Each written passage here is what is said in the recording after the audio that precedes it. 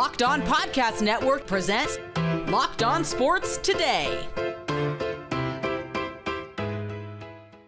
In a Thursday night thriller, the Ravens push the Bengals' playoff hopes to the edge of extinction. Also, the SEC has two monster matchups this Saturday, and Colorado isn't the playoff team we're looking for. Today's episode is brought to you by Game Time. Download the Game Time app, create an account, use code LOCKEDONNFL for $20 off your first purchase. Terms apply. Download Game Time today. What time is it? Game time. I'm Peter Bukowski, starting your day with the can't-miss stories and biggest debates in sports. You're Locked On Sports Today. Searching all major sports. Found. Let's start with the biggest story. What an unreal game between the Baltimore Ravens and Cincinnati Bengals. I mean, seriously, Baltimore comes out on top by the final score of 35-34. A failed two-point conversion by Cincinnati at the end leaves Baltimore victorious. Baltimore came back from down 21-7. Multiple big momentum-changing plays in this game, but for Lamar Jackson, he put on that Superman cape again. He had 4 touchdowns, threw for 290 yards in this game. The Baltimore offense sputtered in the first half, and there was a lot of concern come out of halftime about whether they could turn it on. And they go and they don't get anything going, getting the ball out of the second half kickoff. And then Jamar Chase goes and scores a huge touchdown. Jamar went off in this game, but a huge forced fumble by Marlon Humphrey. That was the play that turned this game around and gave the Ravens some level of momentum, and they were able to carry that. The Cincinnati offense really didn't look the same after that. And the Cincinnati defense, while I thought they played well in the first half, and honestly, they contained Derrick Henry and the Ravens running game pretty well too. That secondary just got absolutely torched in the second half. And I think the big reason Cincinnati ended up going for 2 in the game was because they didn't want to give the ball back to Lamar Jackson in overtime, because I think everybody understood what was going to happen. And we honestly saw that same type of situation with the Chiefs and Bucks on Monday night, where the Bucks decided to tie up the game, and then Patrick Mahomes gets the ball, the Chiefs score a touchdown, the Bucks don't even possess it in overtime. But I think a lot of the concern for Baltimore right now comes on the defensive side of the ball. I mean, this is the best Ravens offense we've ever seen. This is the best Lamar Jackson we've ever seen after this game. I don't think you can make any argument that anybody else should be MVP other than Lamar Jackson. I get Jared Goff is playing great this season, and Josh Allen has had moments. Burrow himself would honestly be number 2 in that conversation if the Bengals' record wasn't so bad, and it'd be kind of a heavyweight MVP fight between Burrow and Lamar.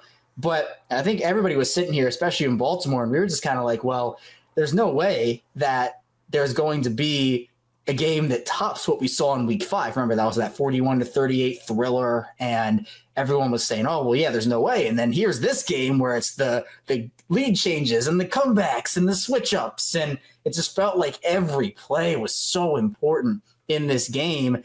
And it felt like both teams just executed offensively at such a high level.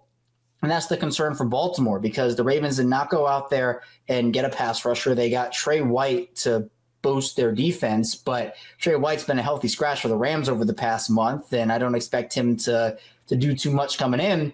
So it's the guys that they have. And then the run defense has been good for the Ravens, but the secondary has just been awful. You have Marcus Williams, who was their 5 years, $70 million man a couple of years ago. He looks lost in coverage, and he had an internal thing with the Ravens. And when you hear internal, that's never good. He was bad in this game, and Brandon Stevens was bad in this game. Marlon was pretty decent, but even the Ravens linebackers, teams are just absolutely beating down on the Ravens over the middle of the field, particularly on third down, where you have the Ravens. They end up going 7-12 themselves, but Cincinnati goes 8 of 16. And this is a Bengals offense that had no T. Higgins, had no Orlando Brown Jr., no Zach Moss. And your job, if you're the Ravens defense, is, okay, Jamar Chase is the only guy that you need to stop. Make someone else beat you. Make Mike Gesicki beat you. Jermaine Burton, right? Make anybody else beat you. Jamar Chase goes 11 for 264 in this game with 3 touchdowns. I mean, Jamar just absolutely beat this defense down, and it's a problem they had in the first game too, where Jamar also went off, and that was with T. Higgins, but this is without T. Higgins. and Jamar still went off. So the Ravens have a lot of soul searching to do defensively, but obviously the positive for this is that the Ravens won the game. They moved to 7-3. They're 2-1 in their division. They could easily be 5-5 right now and 0-3 in their division. Then we'd be having probably a completely different conversation. But Baltimore found a way to win both thrillers against the Bengals. And, from the Bengals side of things, I don't think Zach Taylor's the guy. I think he should be gone after this season, maybe even sooner if the Bengals can't turn it around.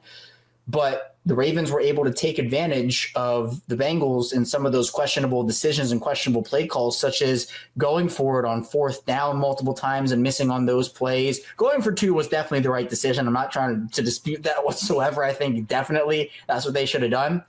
But there were some other play calls in this game that were questionable by Cincinnati. Baltimore had some things that were questionable. John Harbaugh challenged a 2-yard completion to Mike Gesicki on the first drive of the game and lost that challenge on a play that really didn't look like he should challenge that. John Harbaugh's had an issue with challenges recently, has not been good with those. Then the Ravens have to burn another timeout because they're going to have 12 men on the field defensively, and then Baltimore doesn't have those at the end of the first half. So a sloppy game, a wild game, a wacky game. This Ravens team is so weird, but they win the game, move to 7-3, as I mentioned. And I think for the Ravens, you now have that big mini bye to get healthy for the Pittsburgh Steelers. And that game is going to be absolutely massive, especially pending the result of the Washington Commanders facing off against Pittsburgh on Sunday. So AFC North football does not disappoint, whether it's a low-scoring slugfest or a high-scoring shootout.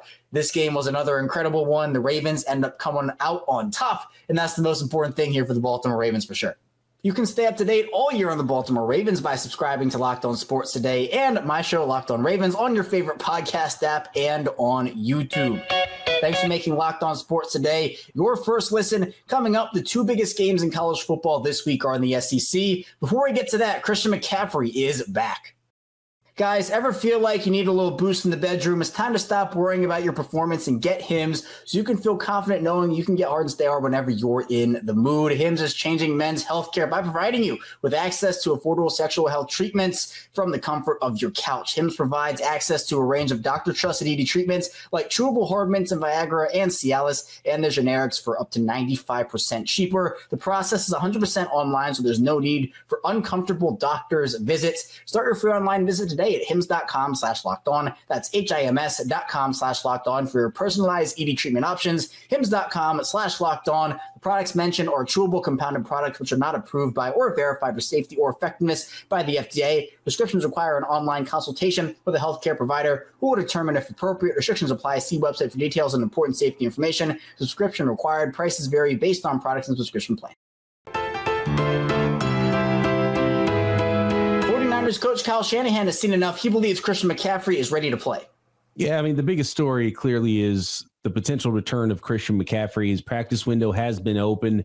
And look, the way Christian McCaffrey's wired and the fact that they opened his practice window, he's technically limited at practice on Wednesday. And so we'll see how that goes throughout the week with the Achilles tendonitis. But if Christian McCaffrey's practicing, he's playing. And that's the way I'm going to approach this thing and I'm sure that's the way the Buccaneers are approaching this until there is word that he is in fact not playing and is not activated, but I do expect Christian McCaffrey to be back this week. And so we'll see if that's the way things go. The injury list still long for the San Francisco 49ers. Juwan Jennings on there as well, dealing with a hip injury. So a lot of guys still limited coming off of the bye week, but well rested. And I think they're going to get a lot of folks back. And so Christian McCaffrey out of the backfield with what he can do. Deebo Samuel's been dealing with a rib and oblique. So really the bye week came at a great time for the 49ers in week 9. And we know how big of a difference Christian McCaffrey makes and how much gravity he has with how much pressure he puts on defenses and how much focus defenses have to have when he's in the game. Eagles and Cowboys doesn't have the meaning it has had in recent years. Still, the Cowboys could pull off an upset. If you squint really hard, you may even see it a little bit. For Dallas, it's really as simple as don't give away yardage. Last week we saw a bunch of dumb penalties, just to say. I mean, they had a 12-man on the field penalty on a 4th and 1. Coming out of halftime, Mike McCarthy is giving an interview that was pre-recorded about how, hey, we need to stay ahead of the chains. We got to stay ahead of the sticks. That's how we win this game. As that interview is playing, Terrence Steele false starts in the first play of the game. Like poetry. When you have a backup quarterback, You can't give away yardage. It's not just penalties. It's making the right plays on special teams. It's not dropping passes, right? You've got to – yards are going to be hard to come by in this game when you have Cooper Rush playing. So don't give away yardage. On defense, you're going to surrender yards. Like Philadelphia is going to move the ball up and down the field, but you have to get stops in the red zone. Make them kick field goals. Make them try to go for it on fourth down. Figure out ways to try to prolong this game.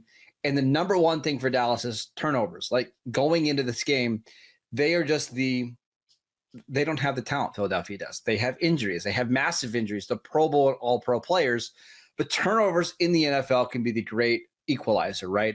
And the Cowboys have been awful with turnovers this year. But if you're +2, +3 in the turnover margin this week, that's how you stay alive in these games. So, and in DC, the Steelers are underdogs to the Commanders for the first time in I'm not sure how long. Yeah, it went up from 2.5 points to a whole field goal. It's been slowly moving in the way of the Commanders throughout the week. But first thing, and I say this almost every week, you got to make them one-dimensional. The Steelers' entire defensive philosophy is about we're going to take away the run so that we can put you in predictable passing situations so that TJ Watt and Alex Highsmith and Cam Hayward and now Nick Herbig and Preston Smith, all these guys, they're coming for you, and you're going to have maybe 2 to 3 seconds to get that ball off. And we're going to trust that our coverage behind it can create some schemes that'll confuse you. Or if you try to rush the throw, we'll be in position to make the interception and create turnover plays. That's the first key there. Stuff the runs so you can put yourself in that situation. Second key, protect Russell Wilson back there. Like you were talking about getting after him and trying to get that. Broderick Jones has been struggling. The first round pick from last year, he's been struggling in pass protection with his hands. If I'm the Steelers, I'm doing everything I can to make sure that he is not killing Russell Wilson and killing drives by giving up pressures in this game. Georgia against Ole Miss, LSU against Alabama. What a Saturday the SEC has on tap. Our Locked On hosts in the SEC got together to discuss it. Marler, let's start with you. Alabama at LSU. This one's been odd. I mean, the books first opened, LSU was around, like I saw one book had them as a 1-point favorite, but many of them have been on Bama. We're sitting here still FanDuel sitting at about 2.5, 3 points in favor of Bama. It's a de facto playoff game in Baton Rouge. College game day will be there. Big game for both LSU and Alabama.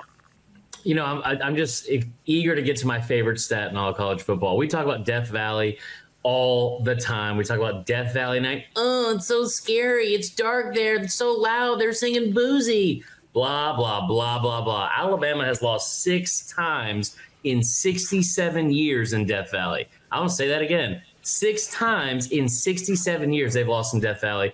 And I don't think that they're going to go in there scared at all. I do think that this is a huge, huge game for both teams.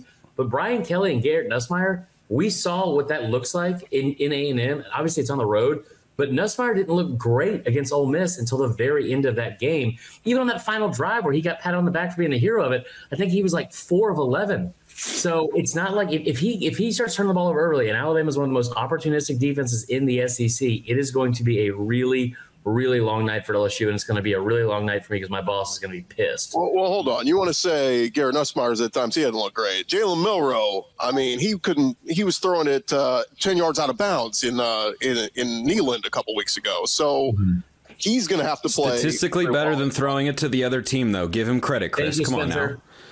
I guess so. But he did throw it. I haven't seen him throw any interceptions at defensive linemen or throw 3.5. That was also pretty tough.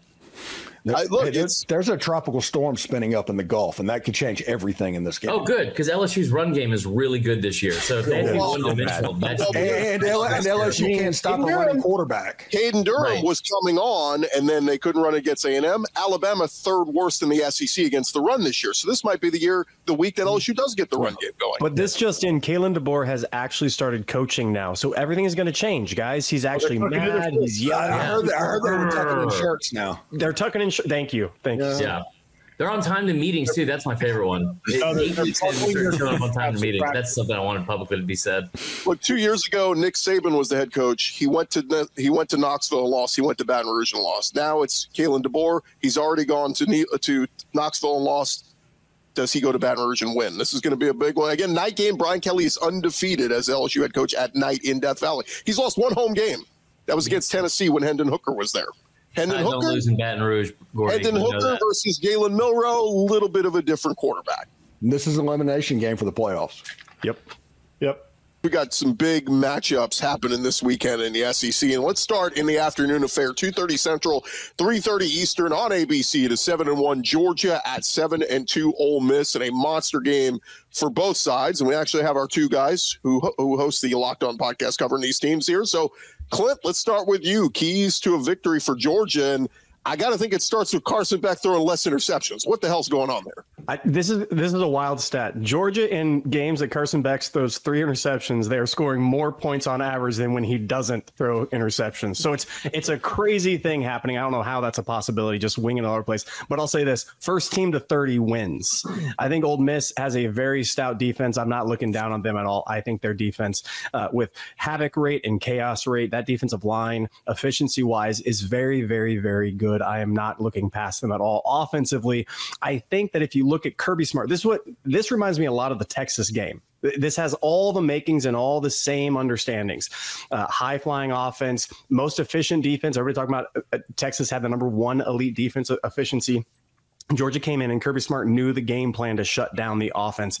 I think guys like Lane, Josh Heupel, Sarkisian, who have these mega genius game plans. Kirby Smart is their kryptonite in those games. He's not a kryptonite against Milroe. I never, ever in a million years can he play against him and beat him, but that's fine.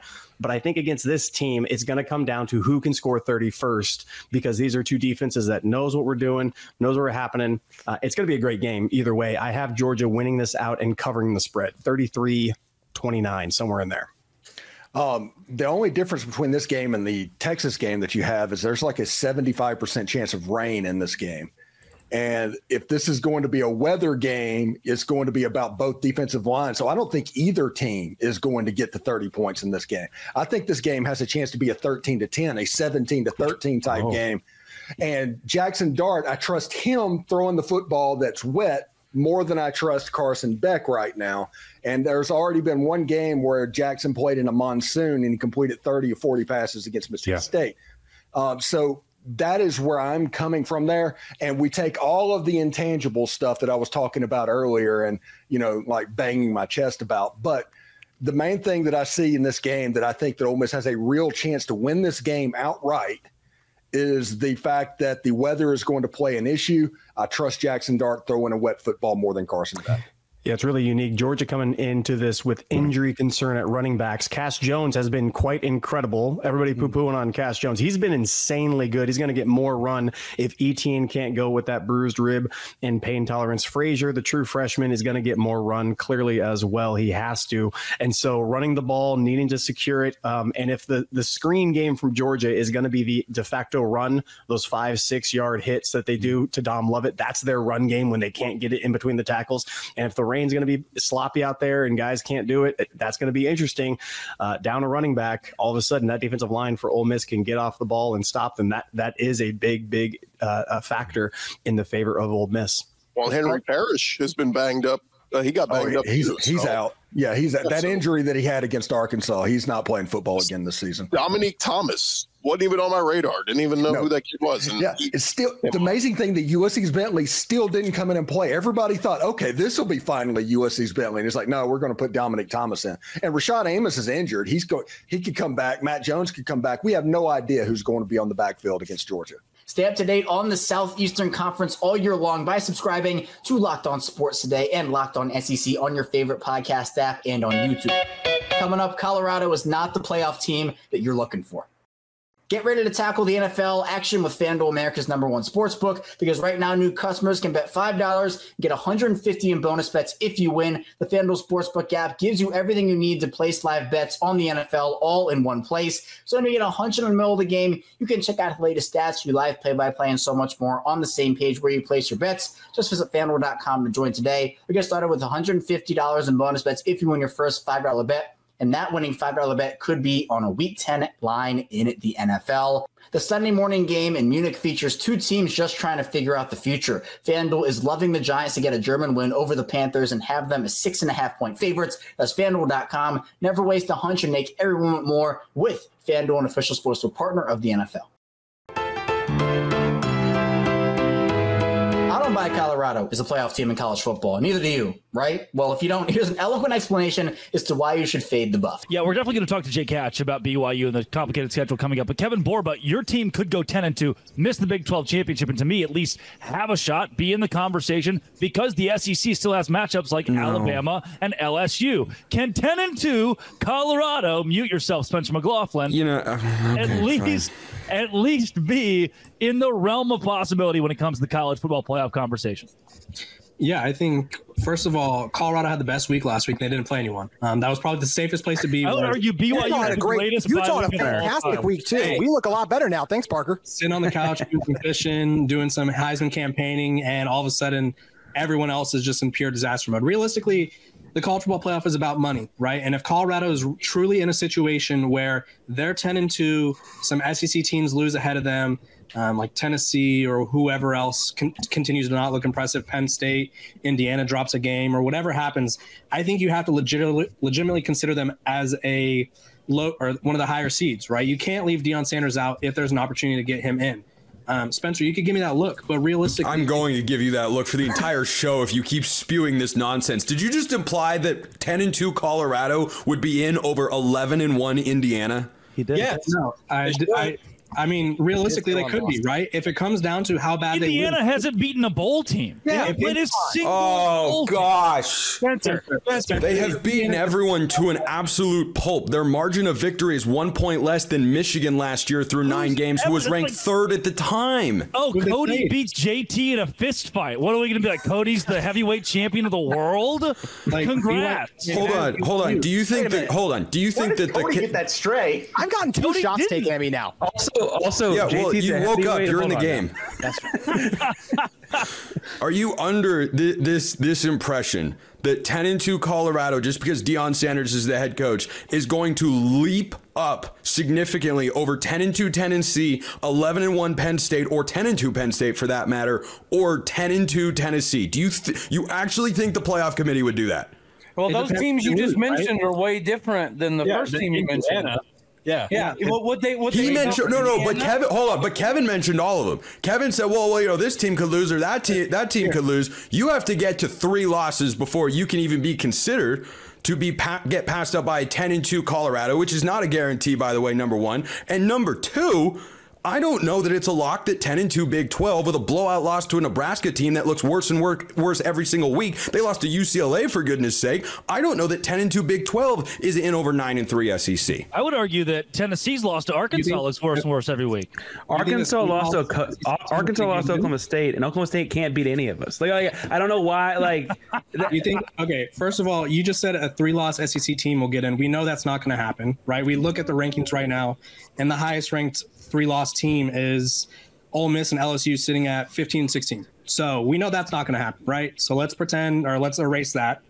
Second of all, Kevin, there was a stat dropped on the show that a 3-loss team has been in the top 12 like all of the last few years. So it is a possibility, especially when you factor in the SEC bias that we do all know exists. I think the likelihood that 10-2 Big 12 is an at-large team is the same as 9-3 SEC. It's a probably no, but you cannot 100% rule it out. Some people may have believed that Clayton Kershaw would retire. Some people would be wrong. Kershaw confirmed to reporters that he underwent foot and knee surgery on Thursday and that he will crush rehab and be back in 2025. Having gotten a World Series ring in 2 of the past 5 seasons, it seemed like a nice ride into the sunset, but Kershaw wants more, and that is awesome. If you're catching this episode after hearing your favorite Locked On show, make sure to subscribe to Locked On Sports Today on YouTube or wherever you get your podcasts so you never miss an episode. Also, if you're a new subscriber to Locked On Sports Today, we are here for you with the biggest stories in sports every day. Coming up on the next Locked On Sports Today, will Jaden Daniels get the best of the Steelers? So at least until tomorrow, stay Locked On Sports Today. Locked On Podcast Network presents Locked On Sports Today. Go to our video on demand. Click on sports at the top of your screen. There, you'll find past episodes of Locked On Sports Today, plus other Locked On shows on demand.